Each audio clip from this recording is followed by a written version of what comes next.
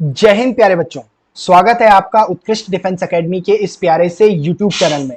तो बच्चों, परिश्रम बैच की इस बेहतरीन सीरीज को आगे बढ़ाते हुए आज हम फिर से कंटिन्यू करने वाले हैं अपने लास्ट 15 इयर्स के फिजिक्स के क्वेश्चंस।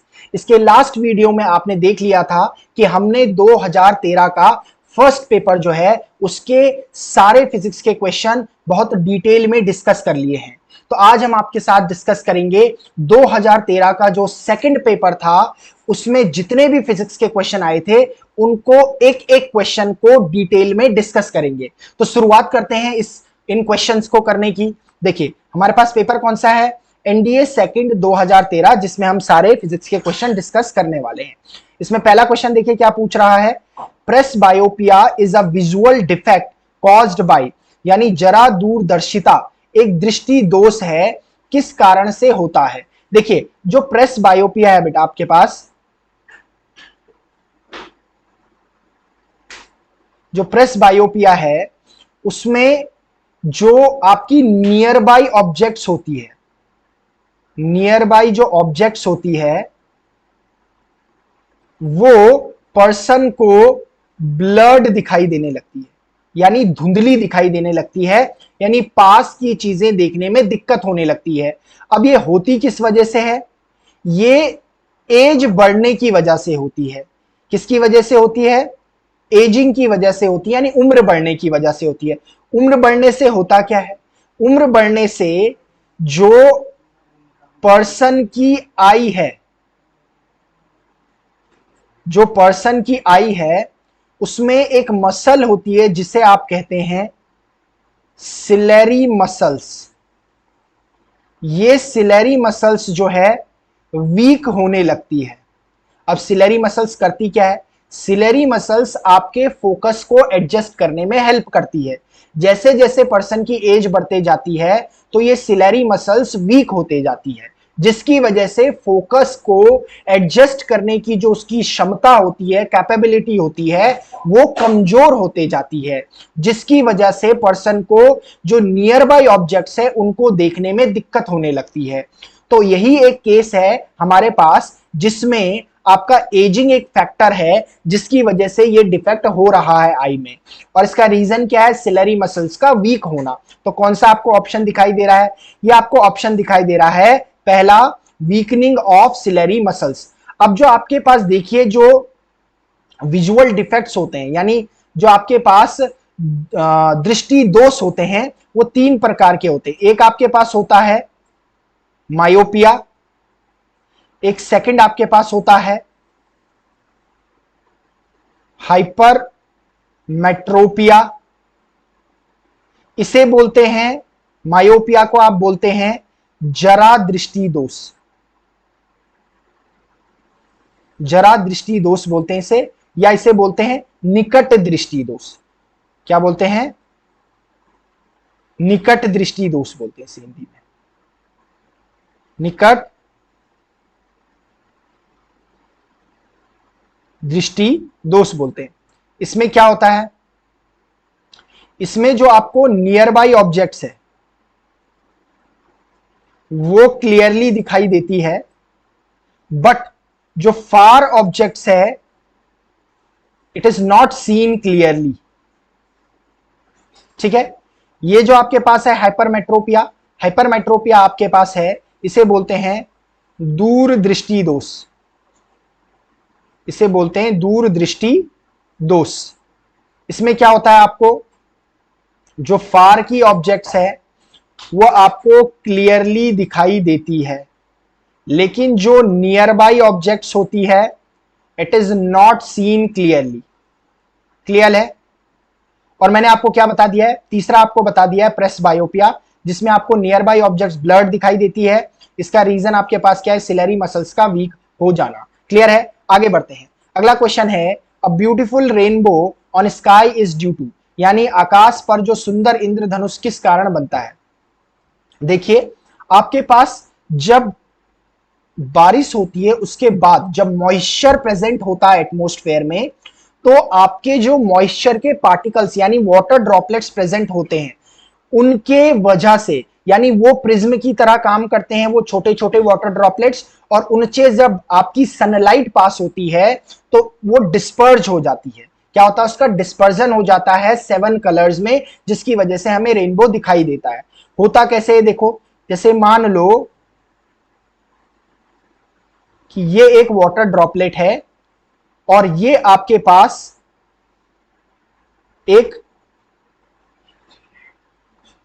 एक मान लेते हैं आपके पास ये व्हाइट लाइट आई, ठीक है, ये व्हाइट लाइट आई। अब क्या होता है कि यहां पर इस पॉइंट पर रिफ्रैक्शन होगा, और रिफ्रैक्शन होते ही आपका क्या हो जाएगा कि ये लाइट जो है ये लाइट जो है, एक मिनट इसको थोड़ा सा और ऊपर से बनाते हैं। इस लाइट का जो है आपके पास देखो, ये रे ऑफ लाइट है, ठीक है, ये व्हाइट लाइट हो गई, यानी जो सन से आ रही है व्हाइट लाइट हो गई आपके पास। क्लियर है? इसके बाद इसका डिस्पर्जन होता है, तो एक तो रेड लाइट आती है, क्लियर है, और एक जो आती है वो आपकी वॉयलेट आ जाती है। क्या जाती है? एक वॉयलेट आ जाती है। इसी तरीके से अब क्या होता है कि यहां पर वैसे तो रे क्या है, ये ट्रांसपेरेंट मीडियम है बेटा, तो इसको रिफ्रैक्ट करना चाहिए था, लेकिन क्योंकि यहां पे angle of incidence greater than critical angle होता है, तो रे का टोटल इंटरनल रिफ्लेक्शन हो जाता है। रे का टोटल इंटरनल रिफ्लेक्शन हो जाता है, और इस तरीके से ये बाहर निकल आती है रेड लाइट, ठीक है। सीधे तो नहीं निकलती है, इसका रिफ्रैक्शन हो जाता है। किस तरीके से? अब देखिए, इसका इस तरीके से रिफ्रैक्शन हो जाता है। इसी तरीके से आपकी जो वायलेट लाइट है वो भी आती है और उसका भी रिफ्रैक्शन हो जाता है। क्लियर है? तो देखिए आपके पास क्या हो रहा है कि इसमें 3 चीजें हो रही है। एक, इस पॉइंट पर रिफ्रैक्शन हो रहा है। क्या हो रहा है? रे ऑफ लाइट का अपवर्तन हो रहा है, और जो ये 2 रेज में, यानी यहां पर 7 कलर्स में आपकी स्प्लिट कर रही है रे ऑफ लाइट, इसे बोलते हैं कि ये रे ऑफ लाइट का डिस्पर्जन हो रहा है, ठीक है, यानी प्रकाश का प्रकीर्णन हो रहा है। और इन दोनों पॉइंट्स पर आप देखोगे तो रे ऑफ लाइट को रिफ्रैक्ट करना चाहिए था क्योंकि ट्रांसपेरेंट मीडियम है, लेकिन क्योंकि यहां पर एंगल ऑफ जो इंसिडेंस है वो ग्रेटर देन क्रिटिकल एंगल है, और ऐसी परिस्थिति में क्या होता है? टोटल इंटरनल रिफ्लेक्शन होता है, पूर्ण आंतरिक परावर्तन होता है। क्लियर है? तो ये हमारे पास क्या हो रहा है, यहां पर रिफ्लेक्शन ऑफ लाइट हो रही है। यानी जब रेनबो फॉर्मेशन हो रहा है तो 3 प्रक्रियाएं हो रही है, एक रिफ्रैक्शन हो रहा है, एक डिस्पर्जन हो रहा है, और एक रिफ्लेक्शन हो रहा है। तो कौन सा ऑप्शन इसमें है आपके पास? डिस्पर्जन ऑफ सनलाइट नहीं, रिफ्लेक्शन ऑफ सनलाइट नहीं, रिफ्लेक्शन एंड रिफ्रैक्शन नहीं, refraction, dispersion and reflection of sunlight हो रहा है वाटर ड्रॉपलेट से। तो ऑप्शन नंबर डी आपका करेक्ट आंसर हो जाएगा। अगले क्वेश्चन पर जाते हैं। देखिए, the weight of an object may be assigned by using Newton's first law of motion. First law of motion तो लॉ ऑफ इनर्शिया है, लॉ ऑफ इनर्शिया है, ये इनर्शिया के बारे में बताता है। क्लियर है? अब सेकंड लॉ ऑफ मोशन हमारे पास क्या है? ये फोर्स और rate of change of momentum के बारे में बताता है। थर्ड लॉ ऑफ मोशन किसके बारे में बताता है? कि अगर बॉडी पर हम फोर्स लगाते हैं तो वो इक्वल एंड अपोजिट, यानी आपके पास every action there is an equal and opposite reaction. और जो लॉ ऑफ ग्रेविटेशन है ये बताता है वेट ऑफ बॉडी, क्योंकि देखो हमारे पास है कोई भी ऑब्जेक्ट है, जब ये नीचे फॉल करती है तो हम कहते हैं कि इस पर कितना वेट फोर्स लग रहा है, mg फोर्स लग रहा है, और ये mg जो फोर्स है ये ग्रेविटी की वजह से लग रहा है, और ये ग्रेविटी की वजह से जो ऑब्जेक्ट पर फोर्स लगता है वही क्या होता है? ऑब्जेक्ट का वेट होता है। क्लियर है? तो इसका मतलब है लॉ ऑफ ग्रेविटेशन से हम किसी भी ऑब्जेक्ट के वेट को यानी भार को निकाल पा रहे हैं। अगले में जाते हैं। अब बोल रहा है a current of 0.5 ampere is drawn by a filament of A electric bulb for 20 minutes, the amount of electric charge that flows through the circuit is. यानी क्या कर रहा है? 0.5 एम्पियर की करंट एक फिलामेंट से पास हो रही है 20 मिनट के लिए। क्लियर है? तो हमें चार्ज निकालना है। हमें पता है कि Q is equal to charge कैसे निकलता है? IT से निकलता है। आई मुझे कितना दे रखा है, 0.5 एम्पियर दे रखा है, समय कितना दे रखा है, 20 मिनट। 20 मिनट को मैं किस में कन्वर्ट करूंगा, हमारे पास 60 से मल्टीप्लाई करके सेकंड में कन्वर्ट हो जाएगा, और आप देखोगे 6 दूनी 12, 12 पंजे 60, तो यहां पर एक डेसिमल की प्लेस लगेगी, तो ये मेरे पास 600 कुलाम आ जाएगा। That is option number C हमारे पास करेक्ट आंसर हो जाएगा। अगला क्वेश्चन है, which one among the following properties of a proton may change while it moves freely in a magnetic field? यानी एक प्रोटॉन जो है मैग्नेटिक फील्ड में फ्रीली मुक्त अवस्था में घूम रहा है, तो इनमें से उसकी कौन सी एक प्रॉपर्टी है जो चेंज होगी। देखिए, जब कोई चार्ज किसी मैग्नेटिक फील्ड में एंटर करता है, किसी मैग्नेटिक फील्ड में एंटर करता है, यानी चुंबकीय क्षेत्र में एंटर करता है, तो क्या होता है, उस पर एक फोर्स लगता है, और वो फोर्स कितना लगता है किसी भी चार्ज पे, F is equals to Q V cross B. इसे बोलते हैं लॉरेंज फोर्स बोलते हैं इसे। क्लियर है। और जब किसी चार्ज पर फोर्स लगता है तो उस चार्ज की डायरेक्शन चेंज होती है। क्या चेंज होती है, डायरेक्शन ऑफ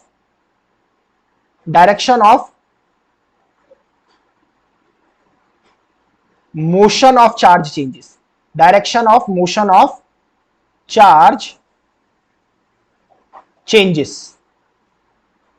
यानी जब कोई चार्ज किसी मैग्नेटिक फील्ड में प्रवेश करेगा, एक चुंबकीय क्षेत्र में प्रवेश करेगा, तो उस पर एक फोर्स लगेगा जिसे हम लॉरेंज फोर्स बोल रहे हैं, F is equal to Q V cross B. Clear है। और उस लॉरेंज फोर्स के लगने की वजह से चार्ज के मोशन की डायरेक्शन चेंज होगी, और जब डायरेक्शन चेंज होती है किसी ऑब्जेक्ट की, तो इसका मतलब है उसकी वेलोसिटी चेंज होती है। ठीक है, मैंने आपको पहले भी बताया है, जो वेलोसिटी होती है वो स्पीड प्लस डायरेक्शन होती है।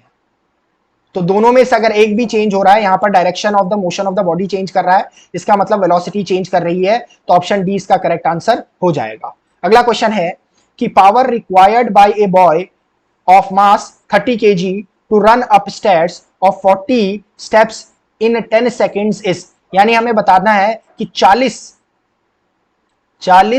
सीढ़ियां चढ़ने में एक 30 किलो के बच्चे को 10 सेकंड में कितनी पावर की जरूरत है। अब देखो जरा, और आपको बता रखा है कि जो स्टेप है उसकी 15 सेंटीमीटर क्या है आपके पास हाइट है। तो अगर मैं देखूं जरा, तो अगर वर्क डन मैं यहां पर निकालूंगा, अगर मैं क्या निकालूं, यहां पर वर्क डन निकालूं, मुझे पावर निकालना है, तो अगर मैं इसमें यहां पर पहले वर्क डन निकाल दूं कि कितना उसने वर्क किया, तो वो mgh किया होगा। क्लियर है, क्योंकि वो हाइट पे जा रहा है तो पोटेंशियल एनर्जी के बराबर वर्क डन किया होगा। मास कितना दे रखा है, 30 kg दे रखा है। क्लियर है। और जी की वैल्यू हमारे पास इसने बोला है 10 लेनी है। एच हमारे पास क्या है, देखो एच जो है 40 स्टेप टोटल है, और एक स्टेप की जो लेंथ है वो 15 सेंटीमीटर है। एक स्टेप की लेंथ जो है 15 सेंटीमीटर, इसे एसआई सिस्टम में कन्वर्ट करूंगा तो मेरे पास 15/100 मीटर हो जाएगा। अगर एक स्टेप की हाइट जो है वो 15/100 मीटर है, तो 40 की कितनी हो जाएगी, यूनिटरी मेथड मल्टीप्लाइड बाई 40, यानी 40 मल्टीप्लाइड बाई 15/100 हो जाएगा। 0 से 0 कैंसिल, 0 से आपके पास 0 कैंसिल, ये कितना हो जाएगा, देखो 15 चक्को 60 हो जाएगा, 15 4 जा 60, और 60 जार 18 हो जाएगा, ये आपके पास 1800 वॉट आ जाएगा। इतना आपके पास क्या आ गई है, ये वर्क आ गया आपके पास। ठीक है, इतना जूल आ जाएगा आपके पास। क्लियर है, एसआई यूनिट में करा है तो इतना जूल आ जाएगा आपके पास, इतना जूल आ जाएगा, दैट इज 180 आ जाएगा। अब पावर निकालेंगे तो पावर इज इक्वल्स टू क्या होता है, work done upon time. Work done कितना निकाला है अभी 1800 जूल, अपॉन टाइम कितना है 10 सेकेंड, 0 से 0 कैंसिल, तो क्या आ गया 180 वॉट मेरे पास आंसर आ गया। यानी इतनी पावर रिक्वायर्ड है एक बच्चे को 40 स्टेप के आपके जो आपके पास स्टेयर केस है उसको चढ़ने के लिए 10 सेकंड में। तो इसका मतलब कौन सा ऑप्शन सही हो जाएगा, B option is your correct answer. अगला देखते हैं हमारे पास, the figure given above shows the temperature capital T time T plot when we start heating a piece of naphthalene the temperature capital T at the plateau of curve signifies. यानी ये आपका plateau है, इस plateau पर capital T temperature क्या denote कर रहा है। देखो आपके पास यहां पर टेम्परेचर क्या है, कांस्टेंट मुझे दिख रहा है, क्या है मेरे पास यहां पर टेम्परेचर कांस्टेंट दिख रहा है। लेकिन आप देखोगे कि जब यहां पर टेम्परेचर कांस्टेंट दिख रहा है, लेकिन यहां पर स्टेट तो चेंज हो रही होगी, state will change, state will change, यानी अवस्था जरूर बदलेगी उस नेप्थलीन बॉल की। तो किस पर, ये आपका क्या हो जाएगा, ये मेल्टिंग पॉइंट होगा। क्या होगा, melting point of naphthalene ball होगा, क्योंकि टेम्परेचर वहां पर कांस्टेंट हो जाएगा लेकिन उसकी अवस्था बदल जाएगी। तो ये आपके पास क्या हो जाएगा, melting point of naphthalene ball, ये आपके पास ये प्लेट्यू रिप्रेजेंट करेगा। क्लियर है, आगे बढ़ते हैं।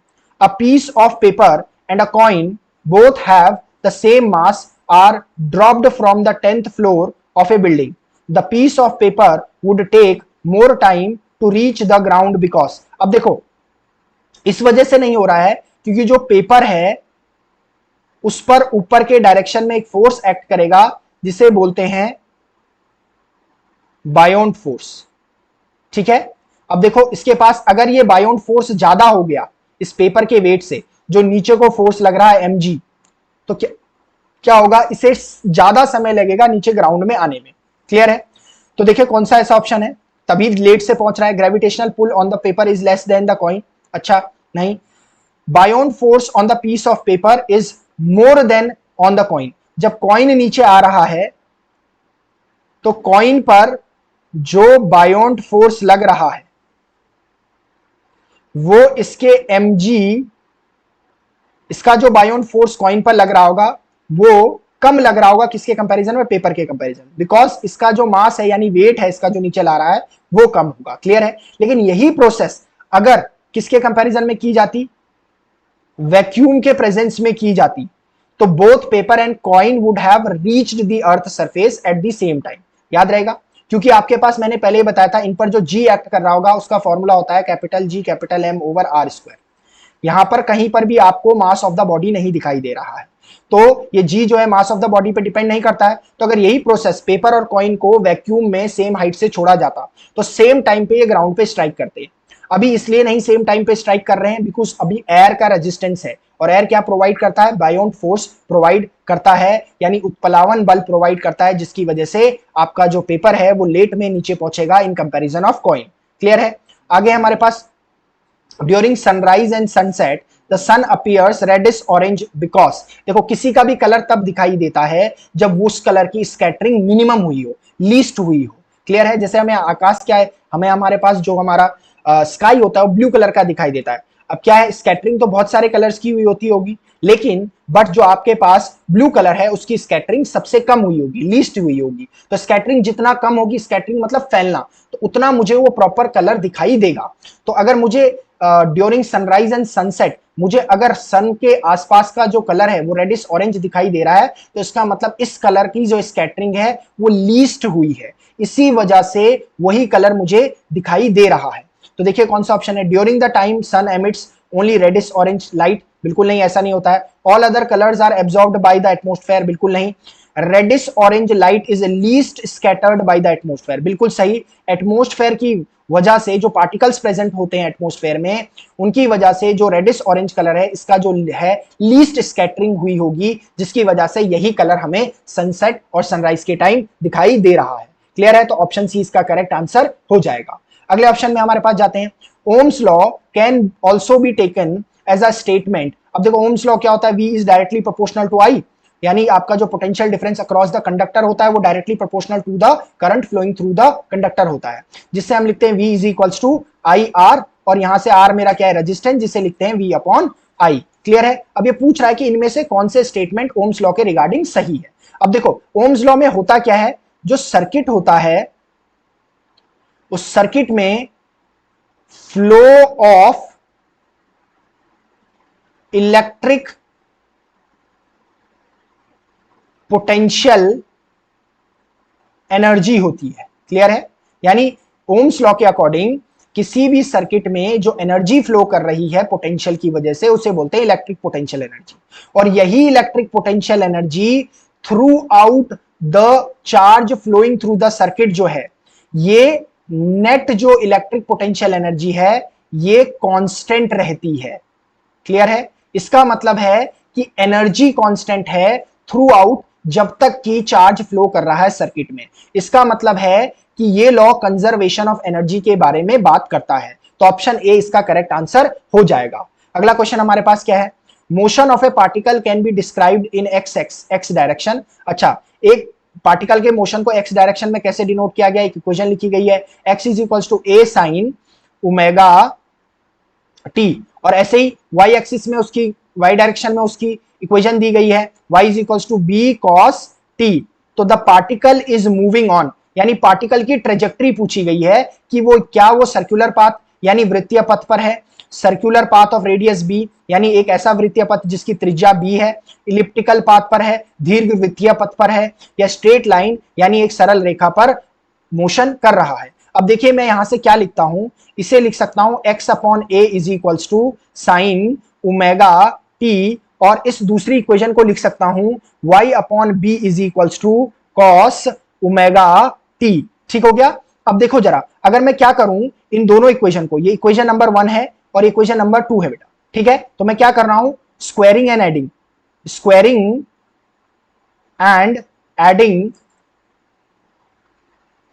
Equation 1 and 2। इससे क्या होगा, मेरे पास आ जाएगा x अपॉन ए का whole square plus y upon B का होल स्क्वायर, और ये लिखा जाएगा sine square omega T plus cos square omega T. ये तो एक आइडेंटिटी है, यानी sine square theta plus cos square theta is equals to 1 होता है। ये इक्वेशन कैसे आ जाएगी, X square upon A square plus Y square upon B square is equals to 1 आ जाएगी। और ये जो मेरे पास इक्वेशन आई है, ये मेरे पास इक्वेशन ऑफ इलिप्स है। क्या है मेरे पास, ये इक्वेशन ऑफ इलिप्स मेरे पास है ये, ठीक है, यानी दीर्घ वृत्त की हमारे पास ये समीकरण है। इसका मतलब है जो ट्रेजेक्टरी होगी ऐसे पार्टिकल की जिसके एक्स एक्सिस और वाई एक्सिस में ये दो इक्वेशन दे रखी है, वो इलिप्टिकल पाथ होगा। That is option number C is your correct answer. Clear है, आगे बढ़ते हैं। अब मुझे क्या दे रखा है, एक्सटी ग्राफ दे रखा है। द प्लॉट गिवन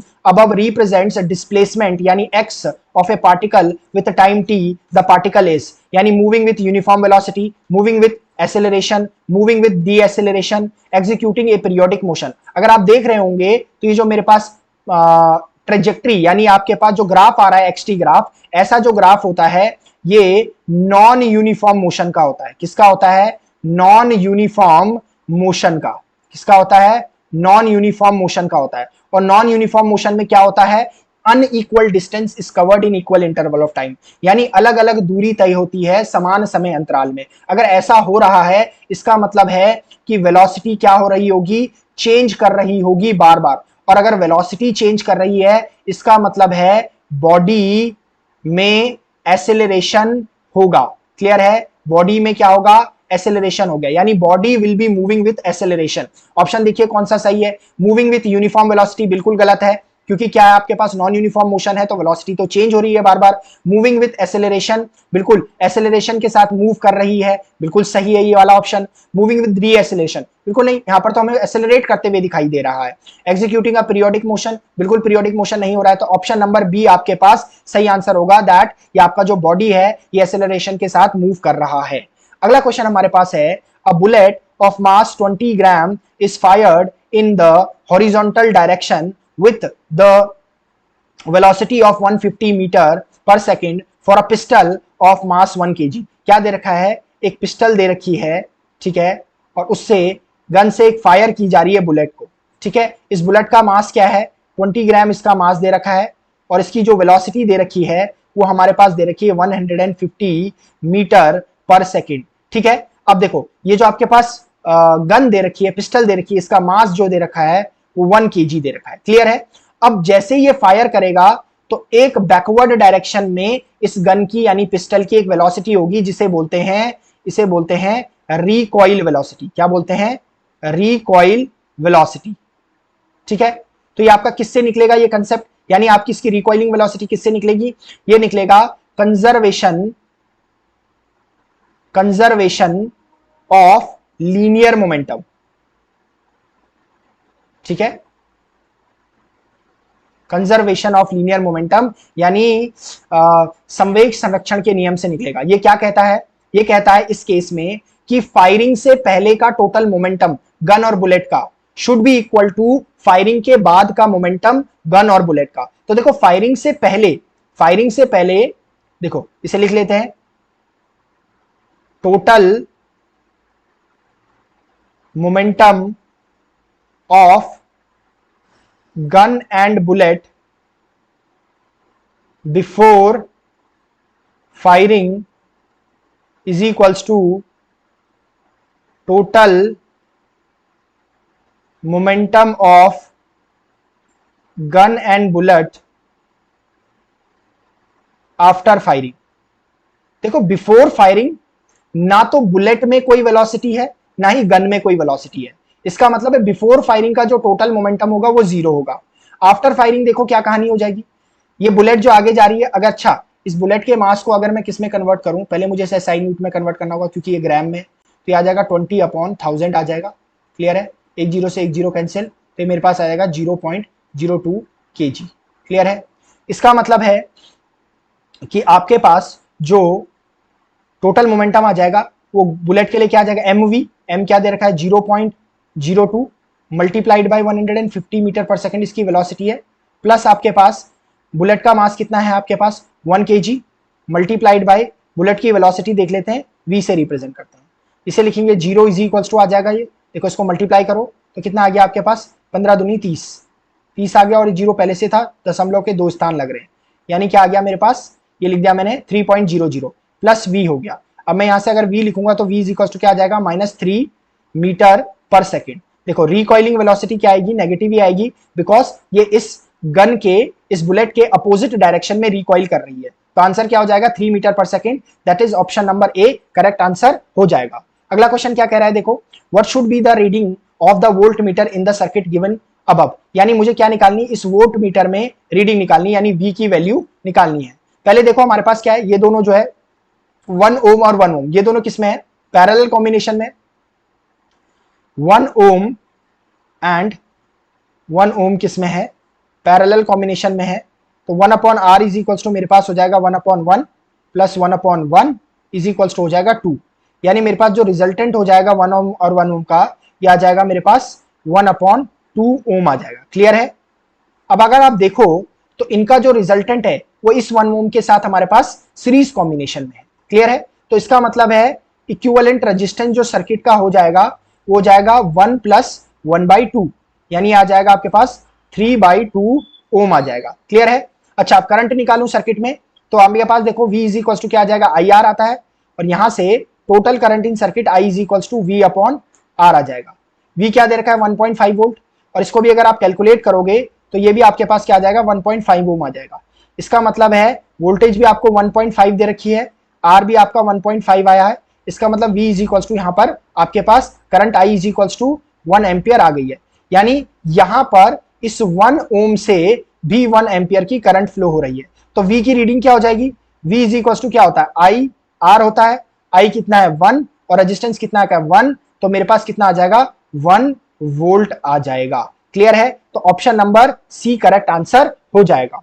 अगले क्वेश्चन की तरफ को चलते हैं। देखिए the plot given above represents the velocity of particle in meter per second with a time in seconds. Assuming that the plot represents a semicircle, distance traversed by the particle at the end of 7 seconds is approximately, यानी हमारे पास क्या दे रखा है, किसी particle का VT plot दे रखा है, यानी वेलोसिटी टाइम ग्राफ दे रखा है। इसमें हमें बताना है कि टोटल डिस्टेंस इस 7 सेकंड में कितना ट्रेवल किया है। भाई आप क्या करते हैं, VT ग्राफ में अगर आपको डिस्टेंस निकालना है तो डिस्टेंस निकालने के लिए क्या करते हो, आप area under VT graph calculate करते हो, यही सिखाया था।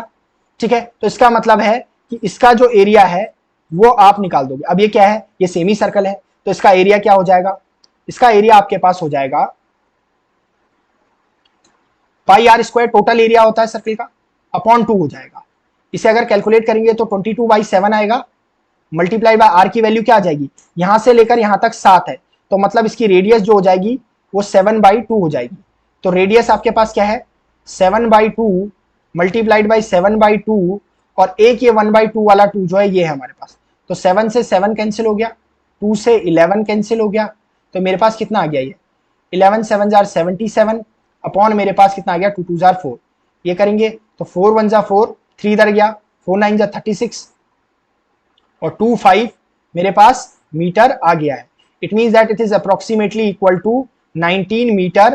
दैट इज ऑप्शन ए आपका करेक्ट आंसर हो जाएगा। वीटी ग्राफ में जब भी डिस्टेंस या डिस्प्लेसमेंट निकालना हो तो आप क्या करोगे, हमेशा एरिया अंडर द कर्व निकाल दोगे तो आपका डिस्टेंस आ जाएगा। अगला क्वेश्चन हमारे पास क्या है, suppose we have an iron ball, ठीक है, एक हमारे पास क्या है आयरन बॉल है, कह देते हैं एक आयरन बॉल है एंड ऑफ सेम मास, ठीक है, एक नेल है, एक आयरन नेल भी है, एक आयरन नेल है, ठीक हो गया। व्हेन सबमर्ज्ड इन वाटर, जब वाटर में डुबाया जाता है तो देन आयरन बॉल में फ्लोट, आयरन बॉल तैरती है बट नेल ऑलवेज सिंक, ऐसा क्यों होता है। अब अच्छा देखोगे जरा आयरन बॉल, अब जो आपके पास क्या है, जो कोई भी ऑब्जेक्ट जो फ्लोट करता है ना वो बायोंट फोर्स की वजह से फ्लोट करता है। क्योंकि देखो किसी भी ऑब्जेक्ट को जब आप वाटर में डालोगे, किसी भी फ्लूइड में डालोगे तो उसका एमजी उसे नीचे ले जाने की कोशिश करेगा, लेकिन वो सिर्फ तभी तैर सकता है, फ्लोट कर सकता है जब जो आपका बायोंट फोर्स है जो अपवर्ड डायरेक्शन में लग रहा है वाटर की वजह से, उस किसके सरफेस पे, आपकी जो बोट है उसकी बॉटम सरफेस पे। तो अगर बायोंट फोर्स ज्यादा है किसके कंपैरिजन में, एमजी के कंपैरिजन में, तो आपकी ऑब्जेक्ट क्या करेगी, आपकी तैरेगी। क्लियर है। तो ये जो फोर्स लगता है, जो ये बायोंट फोर्स लगता है, ये होता है वी रो जी। अब क्योंकि दोनों केस में आपके पास क्या है, वाटर लिया हुआ है, ठीक है, जी दोनों के लिए केस अलग है। और जो आयरन बॉल होता है, इस आयरन बॉल का जो वॉल्यूम होता है ये आपके पास नेल से ज्यादा होता है। अब अगर वॉल्यूम देखो, रो और जी तो कांस्टेंट रहेंगे क्योंकि वाटर एक ही है और जी की वैल्यू सेम होगी। तो अगर वॉल्यूम ऑफ बॉल ज्यादा आ रहा है तो इसका मतलब है जो आपके पास बायोंट फोर्स ऑफ बॉल है वो ग्रेटर देन होगा बायोंट फोर्स ऑफ नेल से। क्लियर है। जिसकी वजह से आपका जो बॉल है वो तैर रही है और जो नेल है वो आपकी डूब जा रही है। तो पहला ऑप्शन क्या कह रहा है, buoyant force on ball is larger than that of nail due to their shapes. बिल्कुल सही आंसर हमारे पास पहले ही आ गया कि बॉल पर जो बायोंट फोर्स लग रहा है वो ज्यादा लग रहा है, किसकी वजह से, नेल के कंपेरिजन, क्योंकि नेल के शेप के अलग होने की वजह से उसका वॉल्यूम आपके पास क्या है, कम है इन कंपेरिजन ऑफ बॉल। अगले में चलते हैं। अगला क्या बोल रहा है, an electric heater is rated 1500 what if the power cost 2, ठीक है, 2 पर किलो वॉट आर। पावर कितनी कॉस्ट कर रही है, 2 पर, यानी 1 किलो वॉट आर की जो कॉस्ट है वो 2 रुपीज है। तो then the cost of power for 10 hours, अगर 10 घंटे के लिए इसी रेट से, जिस रेट का 1500 वॉट का है आपके हीटर, इसे 10 घंटे के लिए चलाया जा रहा है तो कितना पैसा खर्च होगा। तो आप पहले क्या निकाल दोगे, टोटल पावर निकाल दोगे। पावर क्या आ जाएगी आपके पास, आ जाएगी 1500 वॉट मल्टीप्लाइड बाई 100 आवर्स, ठीक है। तो ये आपके पास आ जाएगा 15,000 वॉट आर। अगर मैं इसे लिखूं तो ये 15 किलो वॉट आर है। और 1 किलो वॉट आर का आपको कितना कॉस्ट दे रखा है, 2 दे रखा है, तो यूनिटरी मेथड लग जाएगा। तो टोटल कॉस्ट कितना हो जाएगा, कितना किलो वॉट आर है 15, 1 किलो वॉट आर का कितना रेट है 2, तो 2 से मल्टीप्लाई हो जाएगा, ये आ जाएगा मेरे पास ₹30। That is option number C आपका करेक्ट आंसर हो जाएगा। अगले क्वेश्चन में चलते हैं। The ceiling of concert hall are generally curved, यानी किसी संगीत समारोह हॉल की छतें साधारणतः वक्र होती हैं क्योंकि, because they reflect the sound to the audience, because they can observe noise, to have better aeration in the hall as any sound from outside cannot pass through the curved ceiling। अब देखिए actually में जो concert hall होता है वो कुछ इस तरीके का अगर हम बनाएं,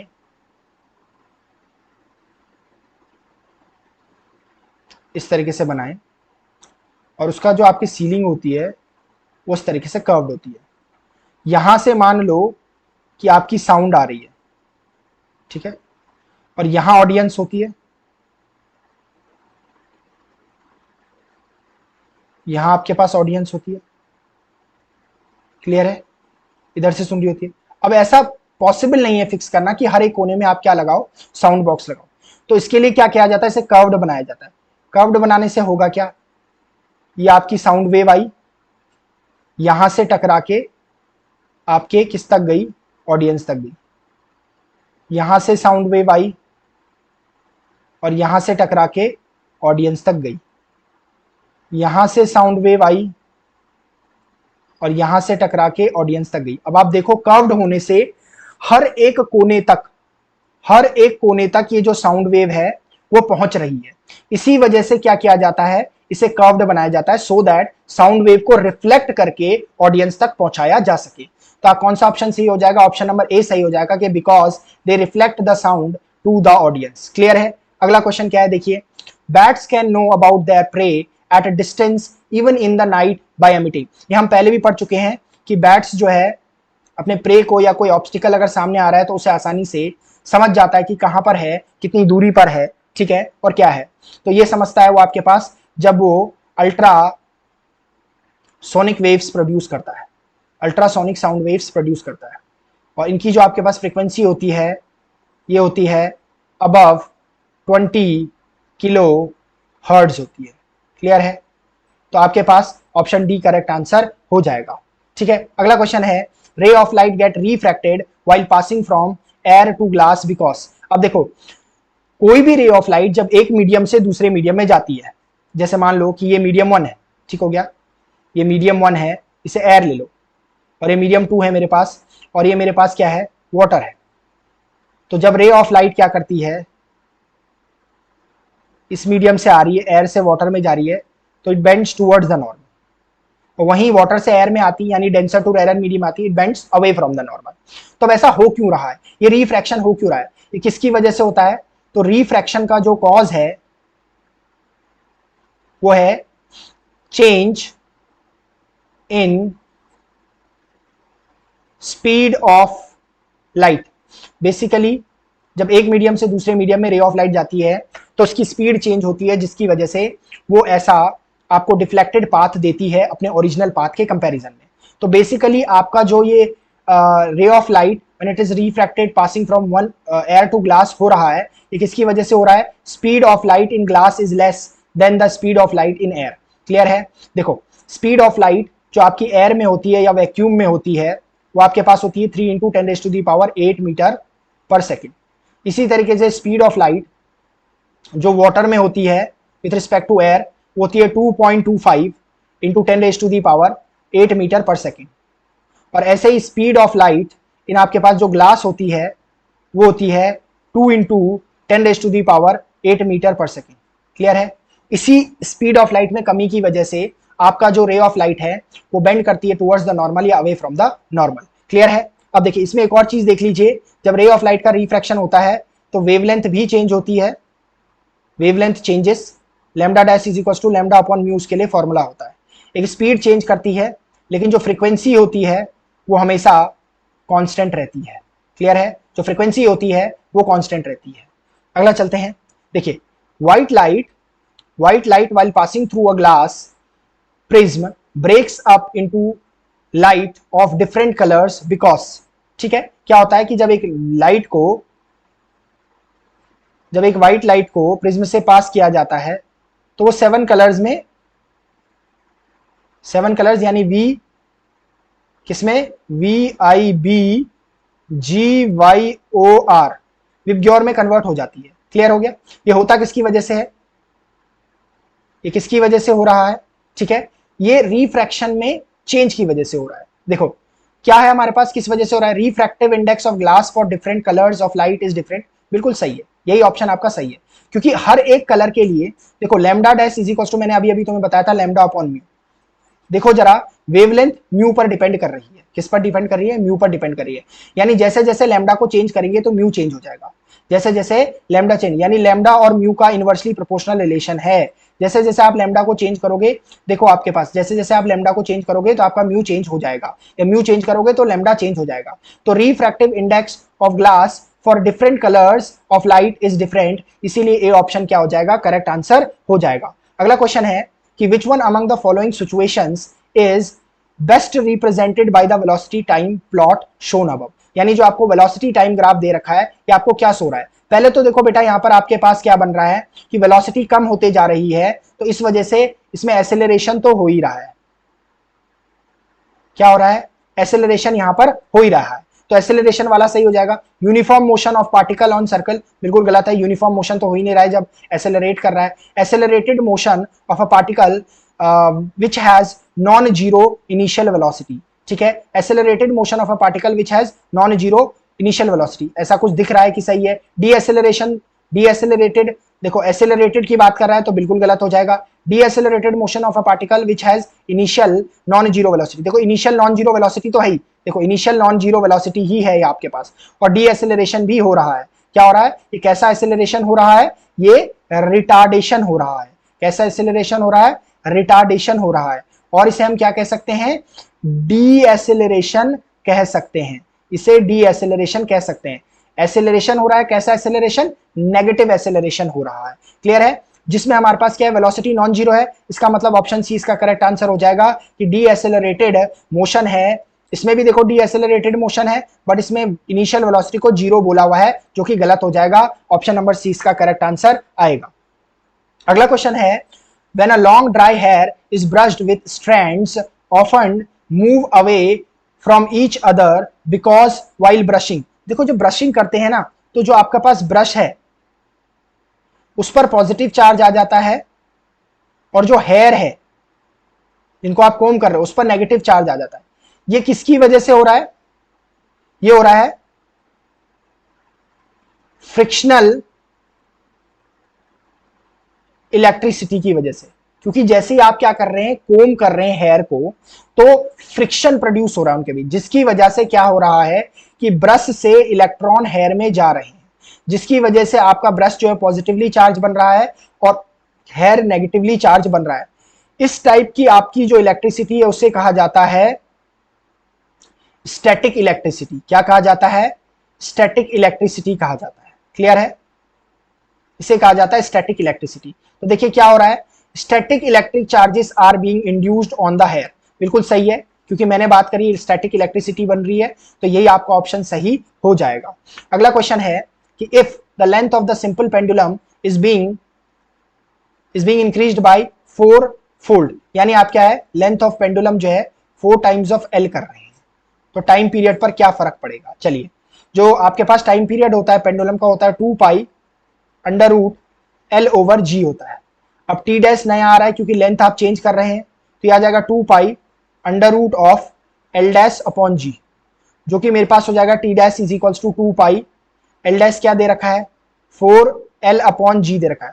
4 का आपका स्क्वायर रूट क्या होता है, 2 होता है, तो आपके पास टी डैश आ जाएगा twice of 2 pi under root of L over G, और इसका मतलब है T dash is equals to आपके पास हो जाएगा 2 टाइम्स ऑफ टी हो जाएगा। इसका मतलब 2 गुना हो जा रहा है टाइम पीरियड, यानी 2 के फैक्टर से इंक्रीज कर रहा है।